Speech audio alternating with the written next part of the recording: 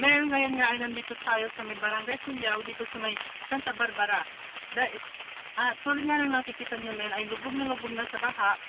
Ang mga kabahayan dito sa Tulyao, ito ay epekto ng ilang araw ng pananasan ng bagyong Pepeng dito sa may Eastern Pangasinan. At tulad nga nang nakikita nyo ay lubog na nga sa baha ang mga taga Tulyao. At ang ilan sa mga kababayan natin ay na-entrap. Ngayon nga ay nandito tayo live sa may Tulyao, Santa Barbara.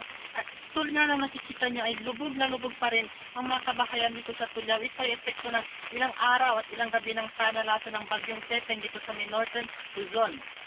At dahil nga sa nabuwal ang tulay dito sa may Daniel, dito sa Maramba Bridge ay ang ilang mga pasahero natin at ang ilang mga motorista ay na-stranded at hindi makaalis sa kanilang pinalalagan.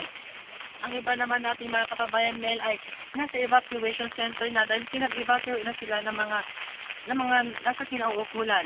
At ang ilang panawagan nga naman ng mga residente dito ay ang relief goods dahil hindi nga umaabot sa kanila ang mga relief goods. Ngayon ay makakapanay natin lang sa mga mamamayan dito sa Tulyao at nais niyang manawagan. Pakinggan natin siya, Mel. Ma'am, ano po ang nais niyong ipanawagan? Nanawagan po ako sa mga kinauukulan sa Barangay Tulyao upang kami po ay bigyan ng relief goods kasi po hindi pa po kami kumakain, naiwan po namin lahat ng mga gamit, wala po kami naisalba. Sana naman bigyan niyo naman kami ng, alam nyo, tayong sarili lang namin ang aming naisalba, wala kahit isang gamit. Mel, ayon nga sa residente dito sa mga taga-Tulyao ay meron daw 2 kambing na nalunod na pagmamayari na ni Mayo. Mel, ngayon nga ay lubog na lubog pa rin sa bahang Barangay Tulyao. Ito ay dahil sa hindi umaago.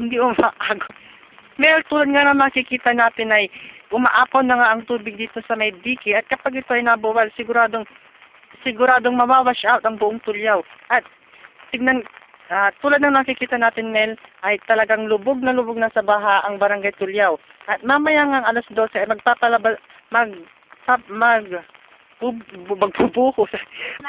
At mamaya nga alas 12 ay magpapakawala ang San Roque Dam ng maraming tubig. 25 cubic meter per second ang ipapalabas ang ibubuhos ng San Roque Dam. Meron tulad nga nakikita natin bagamat lubog sa baha ang Barangay Tulyao, ito ay nakukuha pa namin magsaya, Mel. Masaya, I got a feeling that tonight is gonna be a good night, Mel.